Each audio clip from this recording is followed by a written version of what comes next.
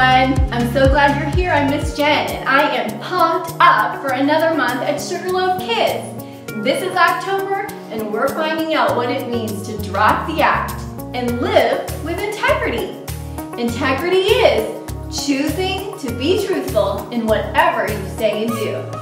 That means you're the real you, wherever you are. It's being truthful in every part of your life. You don't go around pretending to be something all the time. Like, you might pretend to be a giraffe or a princess in a castle. You just act like yourself. You follow God and live His way, whether you're at home or school or church or anywhere. Speaking of being truthful, I have got a great game called Farmer's Market. We need to fill up my basket with delicious fruits and vegetables, and you can help. And I asked a little mother-daughter trio to volunteer and help us out. When it's someone's turn to play, they're going to put on an eye mask so they can't see. And then I'll hold up a fruit or a vegetable. It's time for the rest of us to describe what I'm holding without saying its name. For example, if I hold up an apple, you might say things like, it grows on trees, or it's crunchy when you bite it. And they're going to try to guess that item just by listening to the descriptions. As soon as they guess the fruit or vegetable correctly, I will toss it into the basket. Each person will have 60 seconds to see how many they can guess. Let's see how quickly we can fill up my basket with fruits and veggies. Are you ready? Will my friends come on up and join me on the stage? Welcome Reagan and Miss Jenny, who is AKA Mom, and little Maddie. Do you guys wonder who will guess the most correctly? Well, we're about to find out because it's time to play. And if you're watching at home, we want you to jump in and play with us and describe the fruits right there where you are. Are you guys ready to play? Let's play!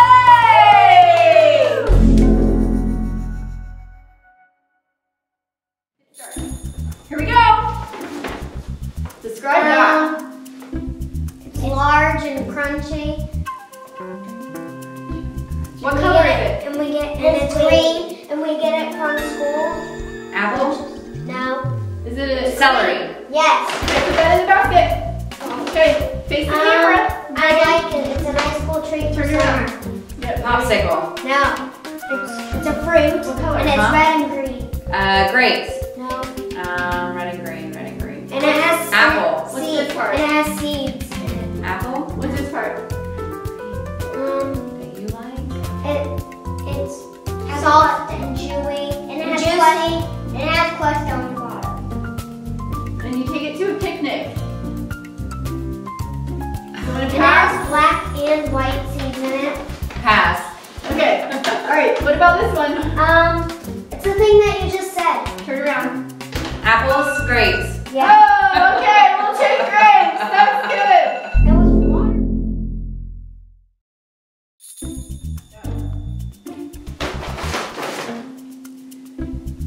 It can be like kind of round, and you like them in fruit cups.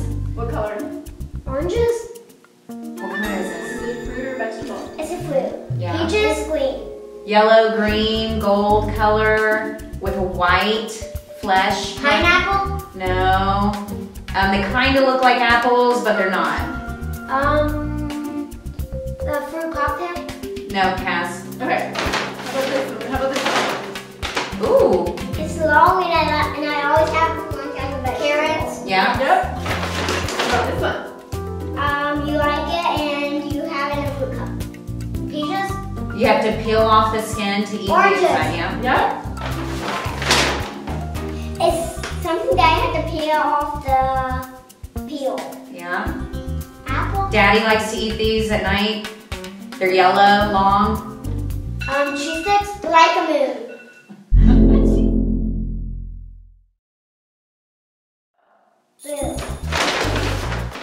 Okay. What about this one?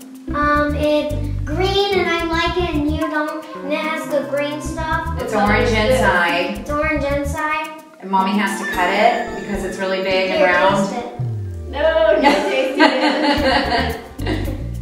Is it a fruit or vegetable? It's a fruit. Pear. And it has seeds, and Mommy has to use the ice cream scooper to scoop out the inside, and you laugh at me when I do that? And it's like, it has guts in it though. All right, pass. Okay. How about, oh, this is a good one. How about this? Maddie, Reagan, turn around. Mommy made us have it when we were camping. They're red and small. They're strawberry. Yeah. How about this one? It's a vegetable. Mommy, we don't like it. Mommy does, and it's spaghetti sauce. And it's in spaghetti sauce. It's a vegetable. Tomato. Yeah. Oh, tomato, she got it! Guys, we got it all! There was only one more basket! You guys did great! Good job, guys! Good job!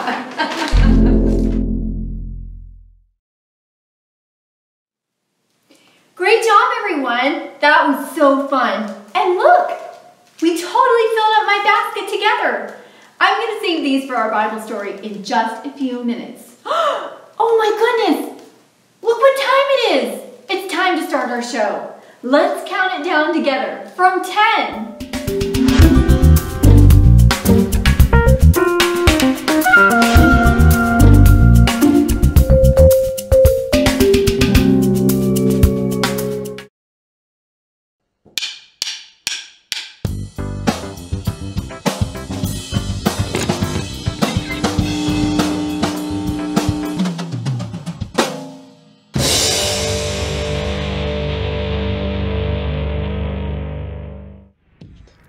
Are you always you? Let me try that again. Are you always the same you, no matter who you're with? It's tempting sometimes to wear two different faces in two different places. You're polite to your teacher, but you snap at your mom. Or you answer every question in small group, but you don't speak up when a kid at school is being bullied. Or you're always careful with screen time at home, but at a friend's house, you visit websites your parents haven't okayed. You tell yourself you're not lying. Not really. Not with your mouth. But your actions say that you're two different people. Instead, you can choose to be truthful in all you say and do. Treat everyone with respect, not just the people who can help you. Choose to always obey your parents, even if they're not around. And if you love building epic Lego creations at home, don't pretend at school you don't like Legos because it might not be cool. When you choose to be the you that God made you to be, no matter where you are, others can see God at work in you. That's why integrity is an amazing way to worship God with your life. Because worship is about more than just singing loud. It's all about living loud.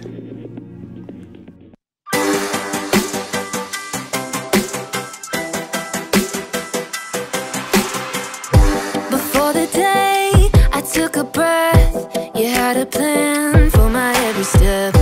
You promised to always be by my side. I believe that you are the way, you are the truth, you are the light. So I sing this to you. You keep your promises every day. I will believe in everything that you say. Yeah, in the dark I know you're making a way. Jesus, I will trust you.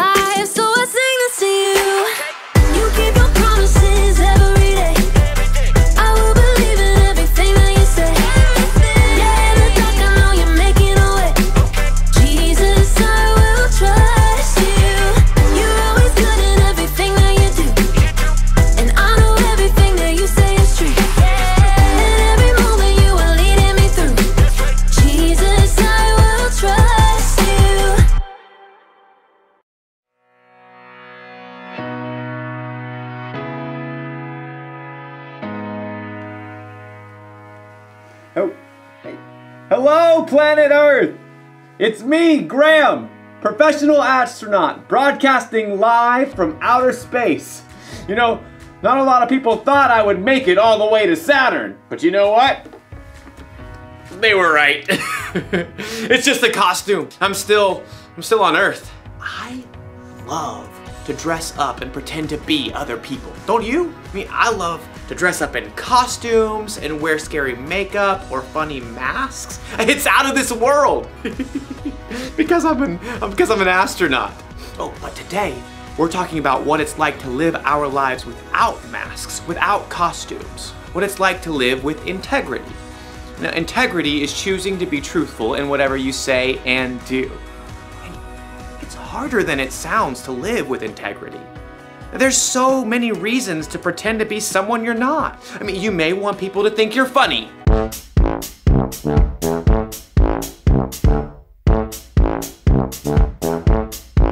You may want your teachers to think that you're smart. E equals MC squared. The capital of Mongolia is Ulaanbaatar. A woodchuck can chuck 32 cords of wood. And you probably want your friends to think that you're cool. Cool kids still dress like this, right? See what I mean?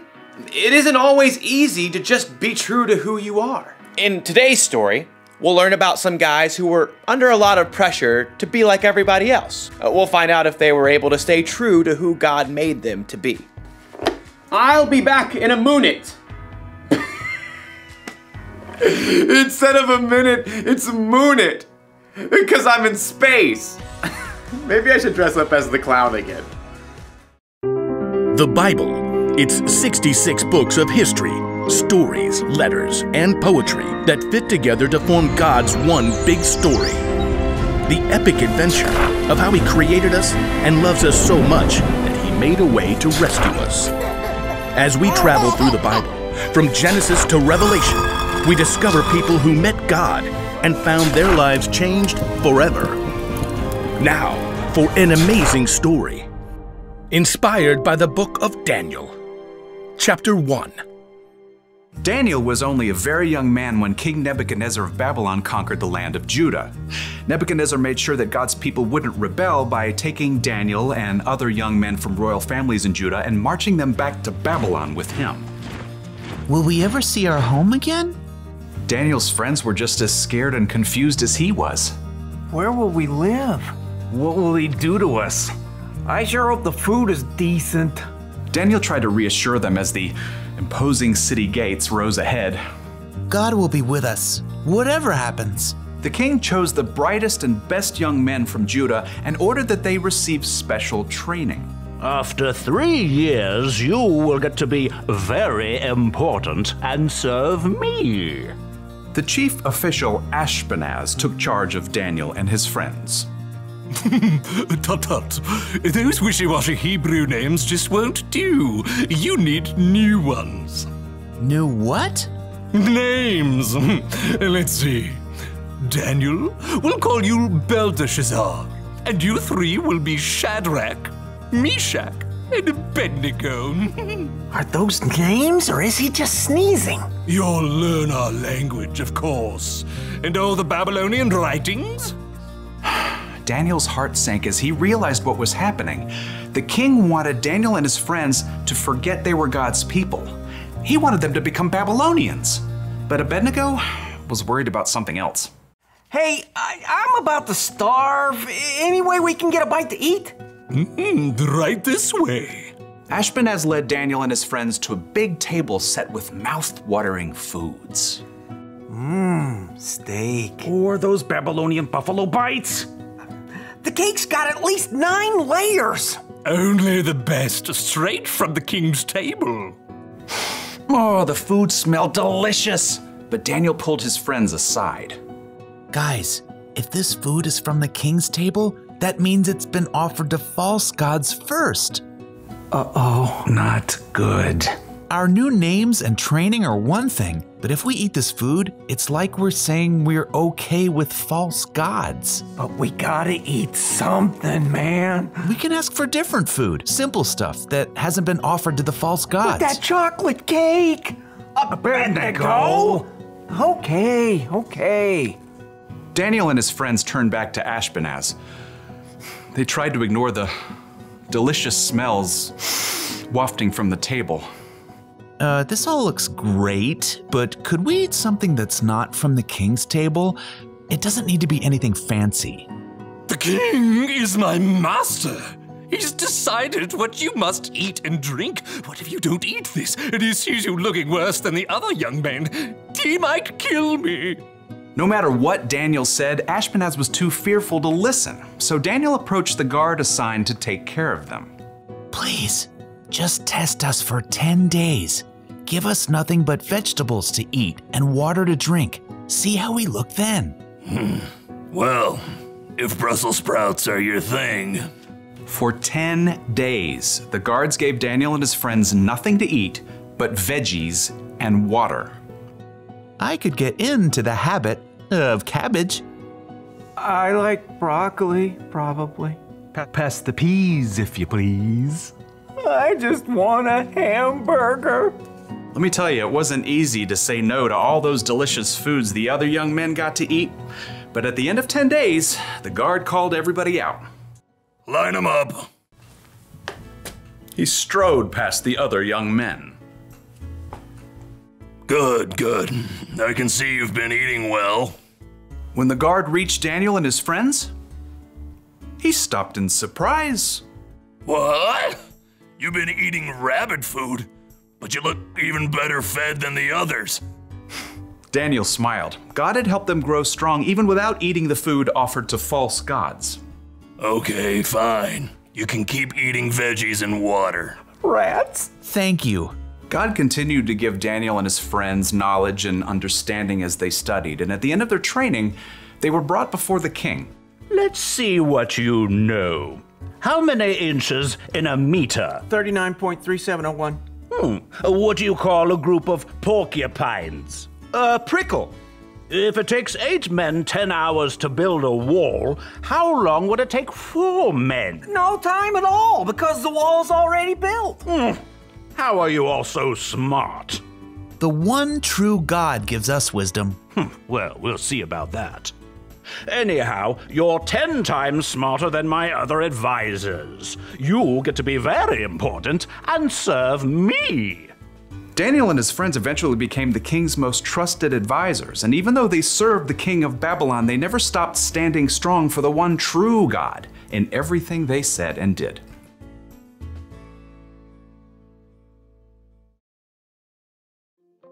Okay, so Daniel and his friends were in a really bad situation. They were taken from their homes and they were forced to be some king's servant. But even then, they chose to be true to themselves. They chose to live the way God wanted them to live. You see that kind of integrity a lot in the Bible. I mean, think of Jesus. He was always true to himself. Jesus could have gone along with the crowd, but instead he lived the way he knew was true, even when it meant giving up his life for you and me. So how can we be true with our lives? Well, it's great if you want people to think that you're fun or funny, but not if it means, say, hurting someone's feelings to get a laugh.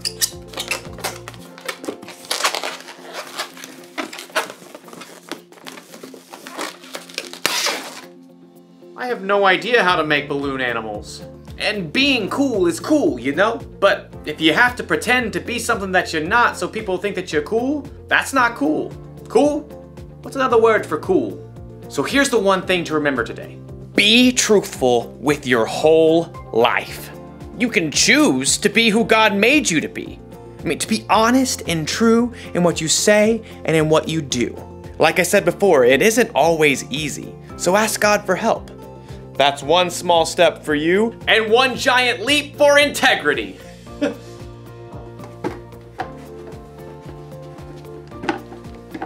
Goodbye.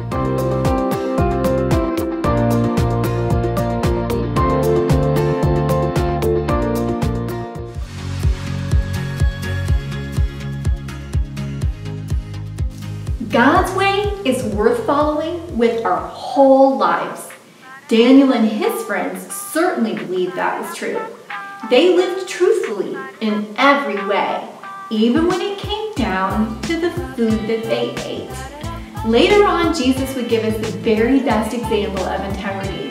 He never once backed down from saying or doing what he knew was right, even though it meant that he had to die on the cross for us. Everything Jesus did was good and right and true, and we too can choose to live truthful lives. Here's what we want you to remember from today's lesson. Be truthful with your whole life. Will you say the bottom line with me? Be truthful with your whole life. Stay true to who you are and true to who God wants you to be. Be truthful in every part of your life. Don't try to be someone you're not. Trust God and live out what you know is right. After all, you can trust God no matter what. And don't worry, you do not have to eat vegetables for the next 10 days. Let's talk a little more about what it does mean by looking at our activity for this week.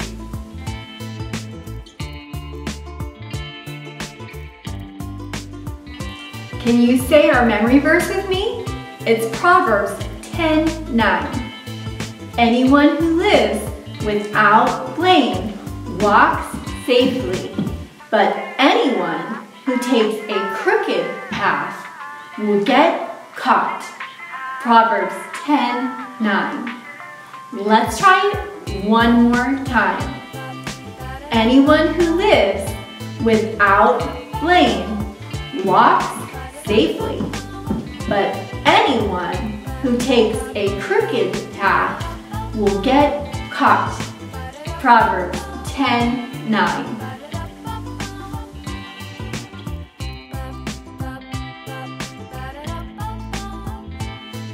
Having integrity means that you choose to be truthful in whatever you say and do. So if your mom tells you to clean your room and you stuff your stuff under your bed or in your closet, are you being truthful? No. Why not? What should you do instead? Or if you break something and your dad asks you, what happened? And you say, I don't know. Are you being truthful? No, you're not being honest. What should you tell your dad instead? I'm sorry, I broke it, right? To help us think a little bit more about this, we're gonna play a game. You're gonna wanna get your mailer and grab your thumbprint pictures. There should be a thumbs up and a thumbs down. Tape them on separate sides of your playing space. Next, you'll wanna grab your parent or siblings or somebody else to play with. You wanna have somebody read the scenarios to you and then run over to the thumbs up and give a thumbs up if the kid in the scenario is truthful and showing integrity. Or you're gonna run over to the thumbs down and give a thumbs down if the kid in the scenario is not showing integrity. Always return to the middle of the playing space between scenarios. Keep it fun by playing it quick. And if you're an older student, you may want to use the scenarios on the back and talk with your family about it over dinner for some fun conversation. Having integrity means that you choose to be truthful with whatever you say and do. And God wants you to be truthful with your whole life because He is truthful. And you know what? If you ask Him to help you, He will. So before I go, I want to remind you of some exciting things. October 18th, we are going to reopen Children's Ministry, and I can't wait to see you back here. And then the following weekend, we want you to wear your costumes for our crazy cool costume contest. Right after church, the Kona Ice Truck will be here for our Fall Fest party.